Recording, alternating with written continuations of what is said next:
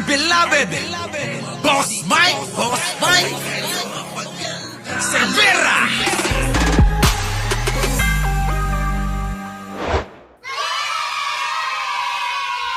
At eto na nga mga kababayan ko, nako, Malacanang niresbakan si Chavit Singson. Nako! At bistado mga kababayan, kaya pala nagmamadali. Nako, mukhang hindi tayo nagkamali. Madaling-madali ang kampo mga kababayan ni Sara Duterte. Kasi nga mga kababayan ko, abay, may bago na naman, na sinampang kaso kay Sara. Nako, patay na mga kababayan ko. Nako, nababahing pa ako.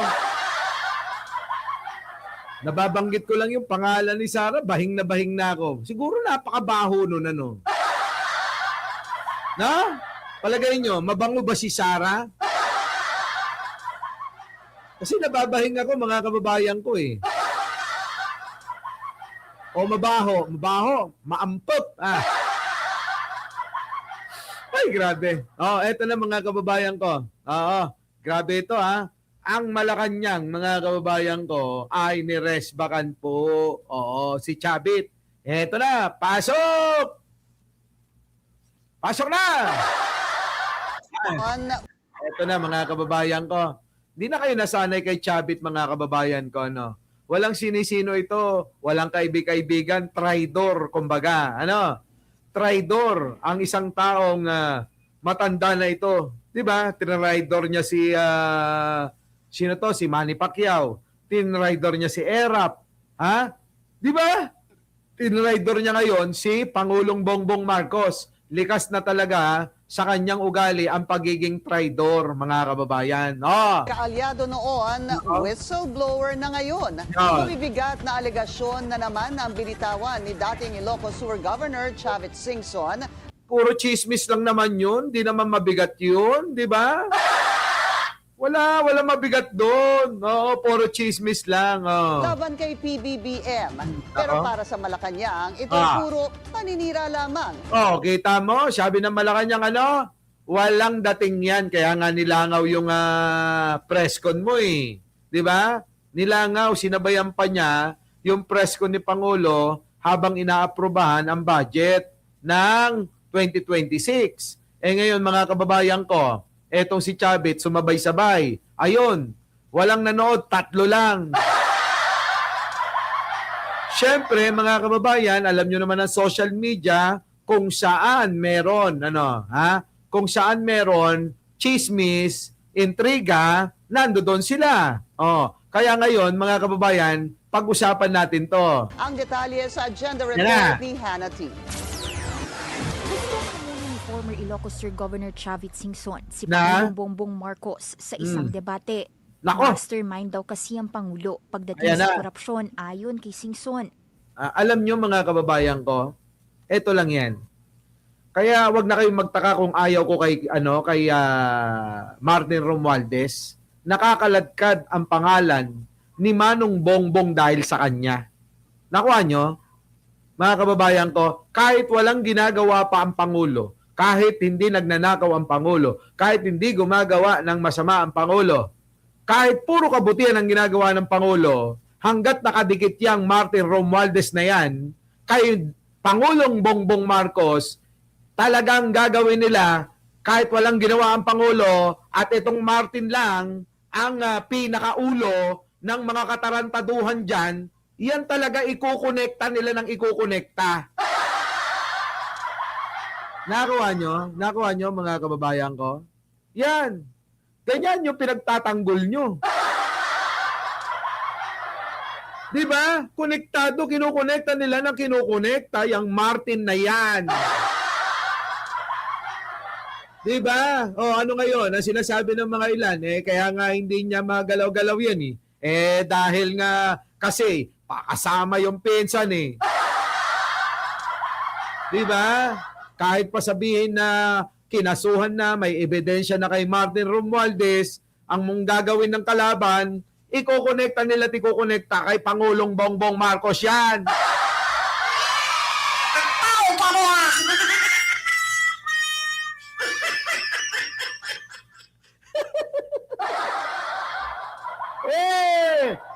mo naman ang matutuwa din sa mga balitang ganito. Kita mo naman ang mastermind si Martin Romualdez lang. Pero ang nangyayari, dinadamay pati si Pangulong Bongbong. Oh, tuloy. At anytime soon, posible raw ang pagpapatalsik sa kanya. Nako. Ang advice ko sa my former friend,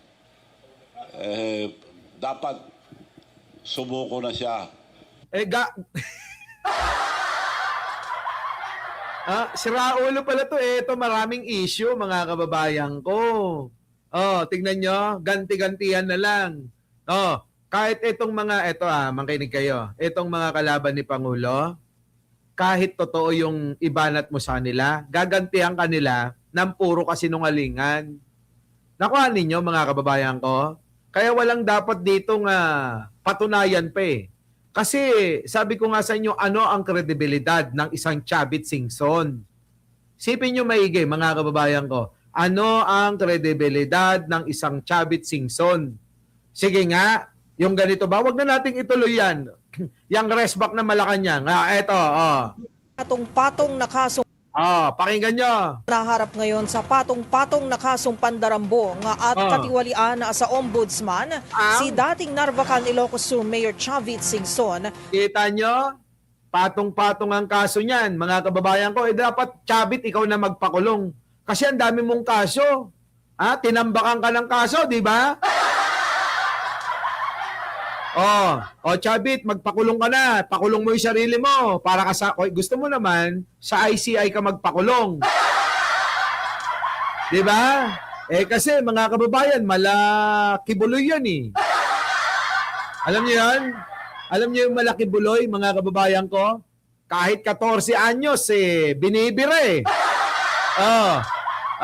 Yung bang mga kababayan ko, yung minor de edad, abay, parang mali yata yun, ano. Siguro, sabi nga nila age doesn't matter. Pero tandaan ninyo, may legal na age bago natin sabihin at gamitin ang salitang age doesn't matter. Tama ba mga kababayan ko? Huwag natin isaalang-alang yung pong legal na edad. Tapos gamitin natin yung bracket na yon na nasa wastong edad na ang isang tao, isang babae, isang lalaki bago natin gamitin ang age doesn't matter. O tawag niyong gagamitin yung age doesn't matter, tapos 12 lang yung babae. Ganyan yung mga DDS, yung isang vlogger nila, ganyan eh. 12 anyos mga kababayan eh. Ano tawag doon? Corruption of minor. Diba? Biruin mo yung hindi pa niya kayang magdesisyon para sa sarili niya. Yung ganong mga edad, mga kababayan ko, ibig sabihin, wala pang kamuwang-muwang sa mundo yan. Diba? Pero kayo, kasi age doesn't matter naman eh. Buang. Yung aga-aga Mga kababayan, tabi-tabi po sa inyo, Ito ho yung sasabihin ko sa inyo. Pakinggan ninyo. Gamitin nyo ang age doesn't matter kung ang isang babae 18 pataas na. Mga kababayan ko. Pero kapag hindi pa 17 pababa, mga kababayan ko, teka muna. Abay, baliw ba kayo? Para sabihin nyo na age doesn't matter. Child abuse. Corruption of minor. Diba? Pang-aabuso yun. Grabe, no? Tama ba ako mga kababayan? Tama, mali. Tama, mali. Kaya mga kababayan, ingat-ingat kayo sa paggamit ng age doesn't matter. Sa akin nyo lang maririnig yan. Maririnig nyo sa mga yumut-yut ng mga 12, 13, 14, tulad ni Chavit. Ay, nako, age doesn't matter. Mga kababayan ko, hindi po pwedeng gamitin yung age doesn't matter dyan. Child abuse, pedophile, gano'n. Tuloy. Kasama ang 12 pang kasabwat umano nitong opisyal. Para sa mga detalye, tinutukan yan ni Val Gonzalez. Val, go ahead. Sa pangunguna ng isang attorney, Estelita Cordero ng grupong Warriors Tinarbacan Incorporated, inireklamo ng mga kasong pandarambong at katiwalian sa Office of the Ombudsman ang Sino? dating alkalde ng Narvacan, Ilocos Sur na si Luis Chavit Singson. Kita nyo. Sino daw ang sinampa ng kasong mga pandarambong? Magnanakaw din pala si Chavit eh. Tama, mga kababayan ko? Anong kredibilidad ng isang Chavit Singson, mga kababayan ko, kung gawain din niya naman yan? Mas maganda kung sumuko sa pulis o sa military. Wala kang ligtas dito. Hindi ka makakaligtas. Kita nyo mga kababayan yung itsura niya, mga kababayan ko. Formalin na lang ang kulang, Yeah. Ginawa yung kalukuhan.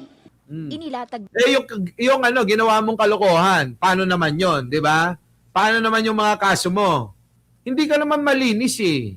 Di ba? Ang hirap kasi mga kababayan ko, kapag ka ikaw ay ni-real talk, gagantihan mo ng fake news. Tulad na Chavit, tignan nyo, sinampan ng kaso, gaganti kay Pangulo kasi iniisip niya, kagagawan ni Pangulo ito. Gagamitan niya naman ng fake news. Yung real talk na nagnakaw talaga siya at hindi naman si Pangulong nagsasabi kung hindi yung kanyang mga constituent. Diba? Yun yun. Eto na. niya ang mga akusasyong orchestrated ang mga ginawa ni PBBM nito. Tingnan nyo, orchestrated daw. Eto, mga ginagawa niya, orchestrated po ito eh. Puro ito ay hango sa chismis lang. Chismis, mga kababayan ko. Tuloy. Nakaraang taon, para manatiling malinis ang kanyang pangalan. Bakit? Malinis pa rin naman ang pangalan ni Pangulo. Ewan ko sa mga tulad ni Sara Duterte. Anong malinis doon, mga kababayan ko? Tulad kay Chavit Singson.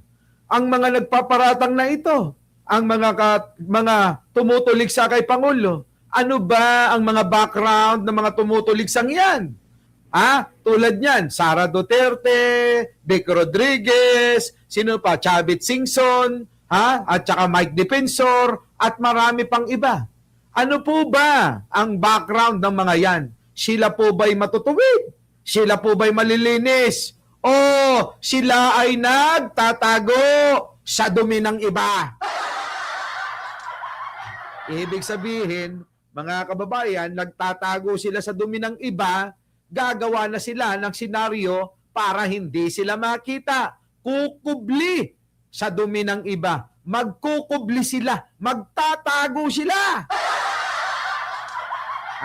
Mga DDS, wag na kayong makinig dito dahil yung mga salitaan ko dito, minsan mababaw, minsan napakalalim. Kailangan mong isiping maigi kung anong ibig sabihin ng mga letra at pangungusap at mga salita na ginagamit ko rito.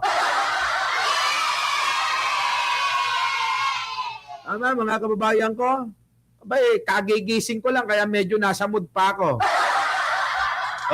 Eto na. Bawa raw ang nooy pagpirma ni PBBM sa 2025 budget o General Appropriations Act. Lagi na lang yan ang banat yung pirma-pirma. Paano mong hindi pipirmahan yan? Pondo nga ng bayan yan. Diba mga kababayan ko? At ngayon nga, yan na nga, inayos na nga ng Pangulo at sinigurado na, Sa kabila ng irregularities umano nito, kabilang ang di umano'y invalid at blank line items. At dahil bumagsak daw ang public rating ng Pangulo, sinundan daw ito ng deliberate... Diyos ko, kita nyo naman, ito na nga yan orchestrated talaga yan. Pababagsakin natin. Alam nyo eto mga kababayan ko. Unang plano, maglalabas sila ng sarswela na rating ng Pangulo. Una yan. Susundan na nila yan ng mga sarswela nila kahapon tulad ng paglabas ni Chavit Singson. Mga kababayan, hindi nyo pa bambistado yan? Eto pa. Sasabayan naman ni sino pa to? Si Pukis. Mga kababayan ko, Chavit. At ngayon, eto na mga alagad nila nagkakalat na ng mga istorya, magbibigay na ng mga kani-kanilang mga opinion para linlangin ng mga taga-suporta nila. Kasama na rin mga kababayan yung mga target nila na na linlangin. Tayo yun, kasama ako doon. Gusto nila tayong linlangin sa kanilang mga sarswela na mga style para sirain ang kredibilidad at ang ating gobyerno kasama ang Pangulong Bongbong Marcos. Napakadali lang naman yan mga kababayan. Ang dali-dali ng kanilang kwento eh.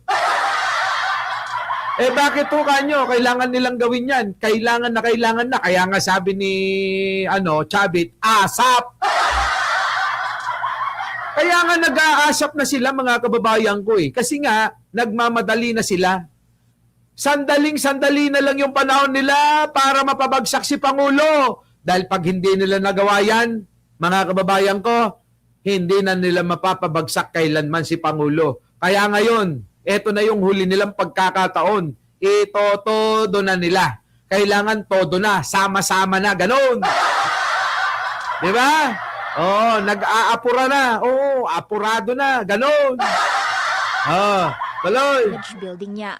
Para magmukha raw itong mabait, kabilang ang ilang serye umano ng scripted interviews ni PBBM. Si Simpson. Bakit? Hindi ba mabait ang Pangulo? Kung masamang tao yan, eto si Chavit na to, malamang nauna na sa edad niya yan. Di ba? Malamang nakakulong na rin ho ngayon ito.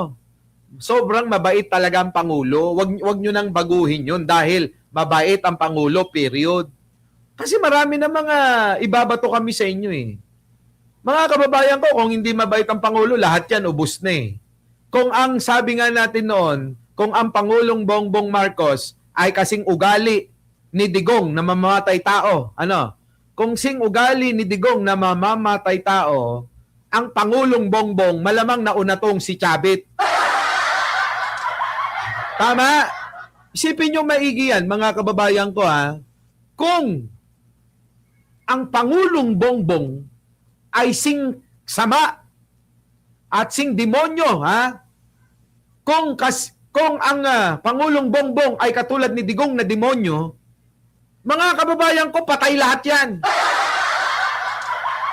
Maniwala kayo.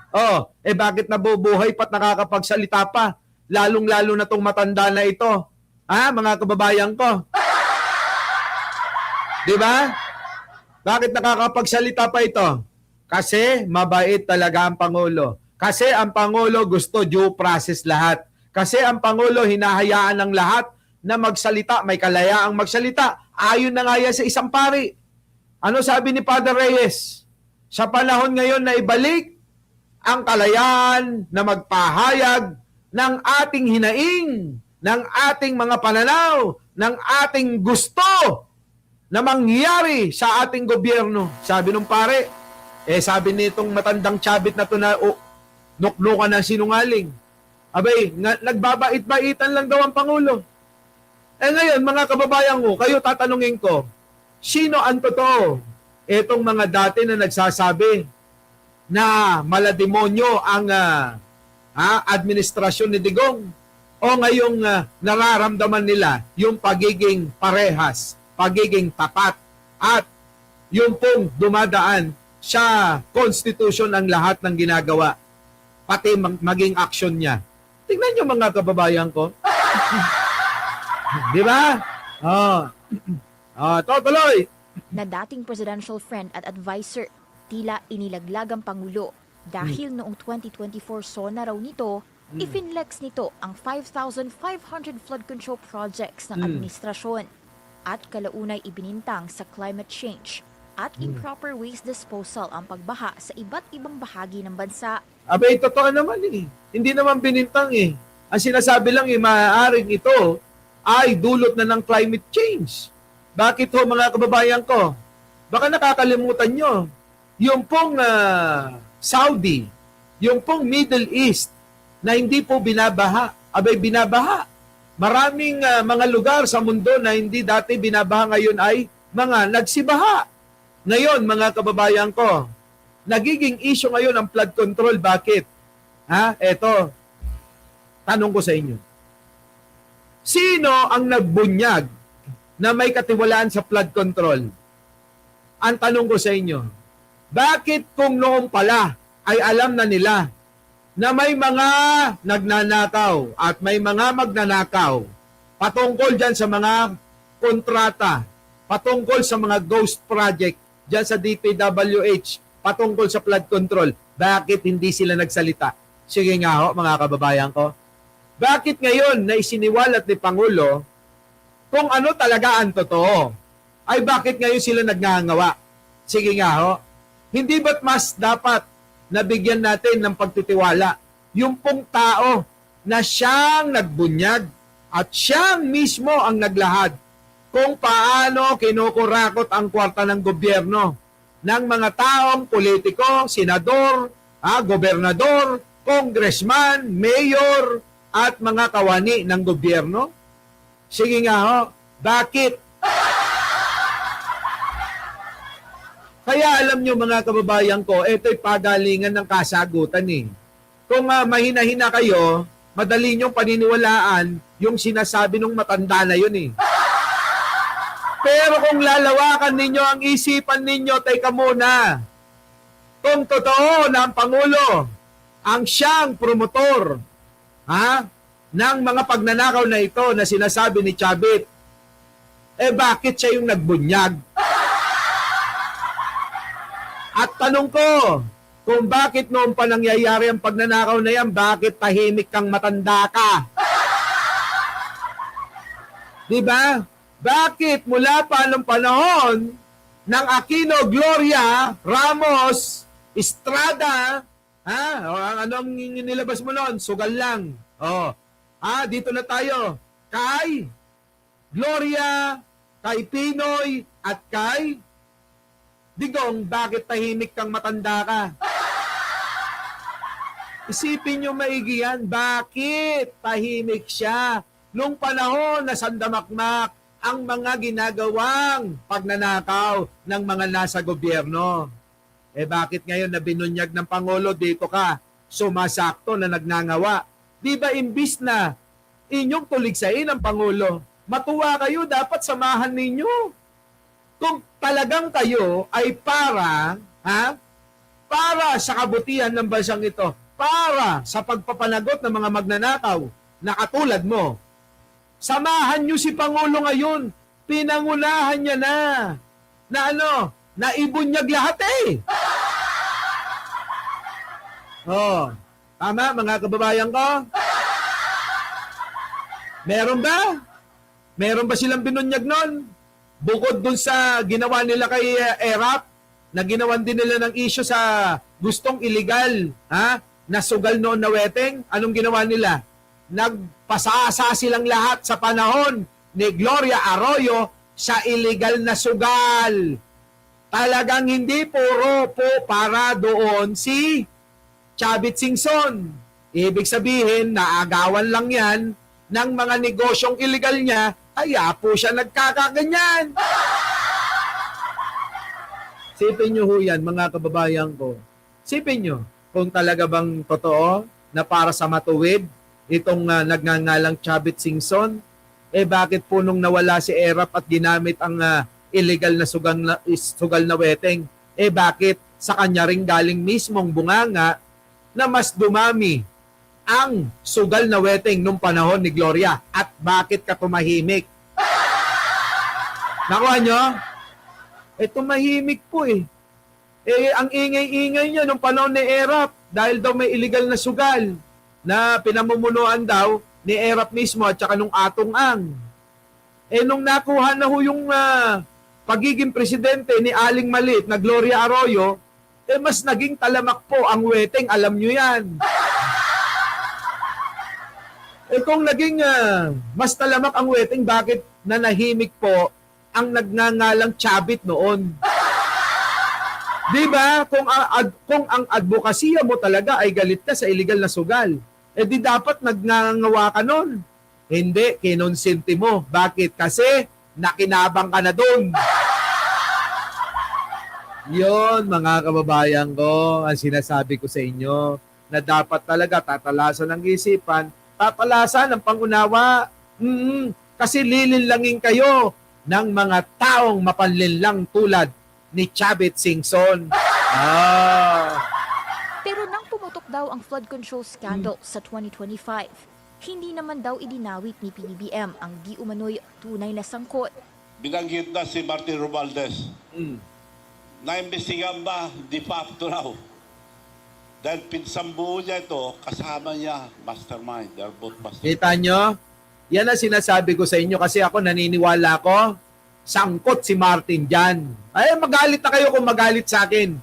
Naniniwala ako na sangkot si Martin dyan pero hindi ako naniniwala na kasama si Pangulong Bongbong. Napapasama si Pangulong Bongbong dahil sa katarantaduhan ng Martin Romualdez nyo. Tama? Tama ba? Okay, kung mali, kung hindi nyo alam, ewan ko sa inyo. Yan po yan eh. Yan lagi ko sinasabi na nagiging bagahe ni Pangulong Bongbong ang nagngangalang Martin Romualdez. Kaya ngayon, gamit na gamit nila. Gamit na gamit nila yan. So up to now, ni investigasyon wala. Humarap na noon si former Speaker Martin Romualdez sa ICI at bahagi siya ng pinakakasuhan sa Ombudsman. Kasunod ng mga aligasyon. Ayan na nga oh. Ito naman si Chavit, kaya nga pinakakasuhan na nga yan sa Ombudsman eh. Ayan, ano pang gusto mo? Pinakakasuhan na ni Pangulong Bongbong dahil nga may nakita na mga ebidensya, di ba? Natalakay na natin yan kahit sabi nga ni Vince Dizon, di ba? Ano sabi ni Vince Dizon dyan? Balikan natin yan, mga kababayan ko, ha? Ano sabi ni Vince Dizon, mga kababayan? Ang sabi ni Vince Dizon ay meron na ho! Meron na. Nasaan na yon? Ito, Ito ba yon, Boss Mike? Ito na. Ni DPWH Secretary Vince Dizon ang rekomendasyong kasuhan si late Representative Martin Romualdez. Bakit? Bakit pinaninindigan? Wala raw siyang pangamba dahil may ebidensya laban sa dating speaker. Dahil wala daw siyang pangamba, hindi siya natatakot, dahil daw mga kababayan ko, ay meron daw pong ebidensya.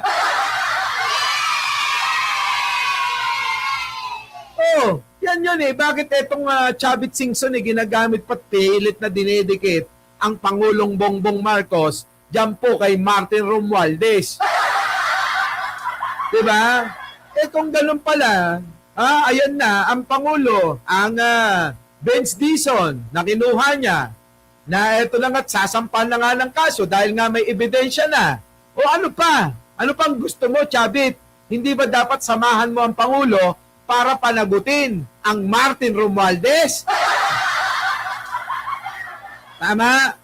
Yun, doon ka. Hindi yung ang iniisip nyo dahil magnanakaw ang Martin Romualdez, magnanakaw din ang Pangulo? Dahil talagang ang gusto ninyo ay iyo po, maagaw ang kapangyarihan, kay Pangulong Bongbong, iyo po nyo si Sara, yun. Pero alam nyo sa mga sarili ninyo na ang Pangulong Bongbong ay malinis ito. Tama? Nakakitaan nyo lang ng butas kay Martin Romualdez, kaya kinokonekta nyo sa kanya. Ang tao pa Diba? Yan ang agenda report ni Hannah T. Nakabase sa ebidensya ang pagrekomenda ng DPWH na kasuhan na si dating Speaker Martin Romualdez. Ayan sa mga nagsasabi dyan, meron ka bang ebidensya, Mike Cervera? Meron ba? Meron na bang Meron na bang sapat na ebidensya? Ayan na nga kakasuhan na nga Ano yan? Kakasuhan ng walang ebidensya? Ibig sabihin, meron po silang nakita na talagang ginawang masama itong idol ni Jojo Chavez. Ibig sabihin, meron talaga na ebidensya laban dito sa dating speaker na kelaki-laki ng tiyan. Eh, paano hindi mabubundat yan? Lamon-lamon ng kwarta.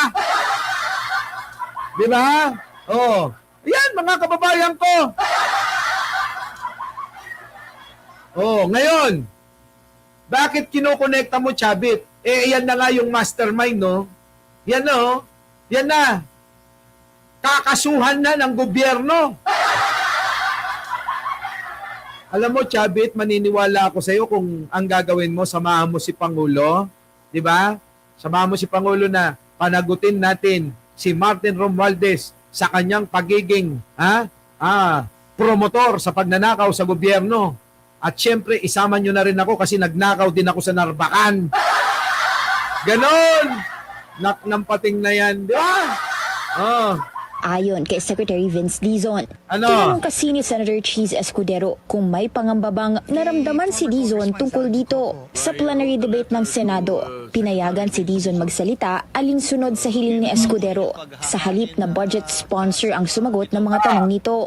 Ano? Wala po, Mr. President. Wala po. In fact, sa lahat po ng aking pag-uusap sa ating Pangulo, Sa lahat po ng aming pag-uusap ng ating Pangulo, sabi ni Vince Dizon, ulitin ko, sa lahat po ng pag-uusap po ng ating Pangulo, ano sabi? consistent po siya sa kanyang sinasabi na Consistent po siya sa kanyang sinasabi na kung saan po ang ebidensya, doon po tayo pupunta. kung saan ang ebidensya, doon tayo pupunta. Eka, mga kababayan ko. Di ba, mga kababayan? Ngayon, ang tanong, may ebidensya ba na nagnanakaw si Martin? Wala. Mayroon ba? Meron ba? Meron? Meron? May ebidensya ba na nagnanakaw si Martin o wala? Tatanga-tanga kayo. Kahit na sino pa po ang pwedeng maisama, basta tututok lang po kami sa ebidensya. Basta tututok daw sa ebidensya. Ngayon, mga kababayan ko, paano ito? At yun po ang aming isusumite. Una yun nang daw. nagbabala si Escudero na posible Naawa ko sa mukha ni Martin. Nangaragski, mga kababayan ko. Balikan natin tong si Kinang-Kinang Chavit. pagtanggap ng di umano'y kickback sa infra projects. Una nang ibinahagi ni Singson na talamak daw ang tila maanumalyang proyekto sa Ilocos Region. Nako nakita niyo mga kababayan ko, sabi ko sa inyo, ang babanatan niya si Sandro, si Pangulong Bongbong, doon tututok yan. Tama ka?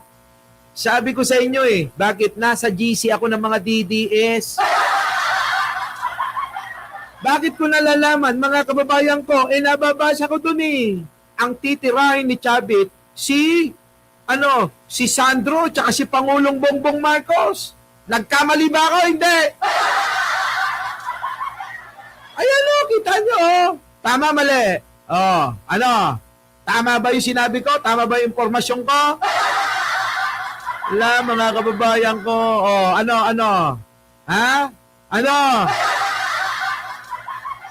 Tuloy. Nababasa ko sa GC ng mga DDS, wala naman talagang kasalanan. Alam nila na malinis ang Manong Bongbong. Ang alam lang nila na talagang si Martin lang ang mayroon silang mga ebidensya din. Nandiyan na ba si Jai Jai? Diba? Sa mga matatagal na rito na mga nanonood, sinabi ko yan, ang pupunteriyahin ni Chavit sa kanyang press con, walang iba kundi si Sandro at si Pangulong Bongbong. Ganon! Putik na yun. Alam nila, malinis ang Pangulong Bongbong. Lahat ng mga DDS na babasa ko doon sa GC namin, alam din nila na ang Martin Romualdez lang din ang may pakana ng lahat, na walang kinalaman ang Manong Bongbong. Bakit? Labanan ito ng social media, siraan na siraan. Ano gagawin nila? Bakit natin ililigtas si Presidente? Ikonekta natin si Presidente kay Martin para magmukha siyang masama.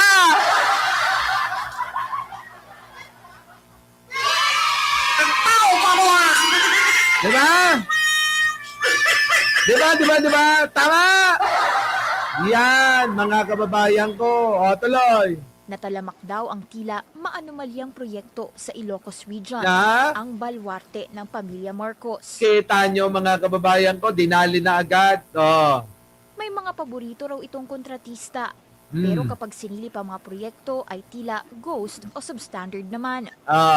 Kita nyo, wala namang ghost project daw. Baka naman yung nakita naman ng mga nagpunta ron tulad ni Magalong, mga kababayan ko, baka pa hindi pa natatapos, ongoing pa lang. Ngayon, ito ipapasok natin, bakit hindi nyo puntahan yung ghost project dyan sa Davao? Diba? Bakit hindi nyo puntahan yung ghost project dyan sa Davao? Ayan o, kitang-kita na mga kababayan ko, ang tagal-tagal nang nakuha ang 51 billion na proyekto para daw sa flood control dyan po sa distrito ni Pulong. Pero bakit ngayon tila ba iniiwasan ng mga yan?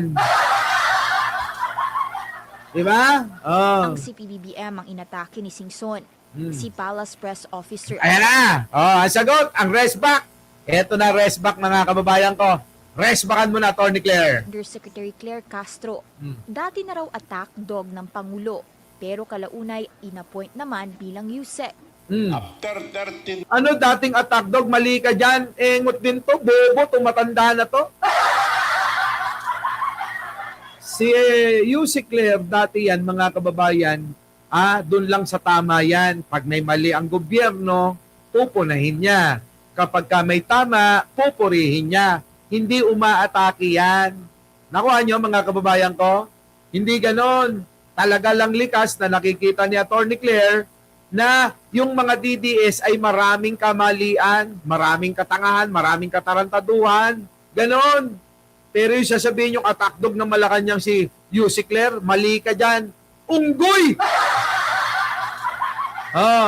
days lang yung last na banat niya kay BBM. After 13 days, Claire Castro was appointed USEC of the Presidential Commission Communication Office with a budget of 2.4 billion.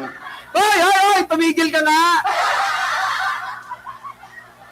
Alam mo, Chabit, kung meron mang mas nakakaalam sa lahat kung paano na-appoint si Atty. Claire, ako yun! Alam niyo yan. Alam niyo yan, di ba? Alam niyo yan. Kung meron man nakakaalam kung paano na-appoint si UC Claire Castro, mga kababayan ko, kung bakit siya na-appoint bilang tagapagsalita ng Malacanang, ako po yun. Ako. Iingot po. Ay, naku. Our beloved Boss Mike Cervera.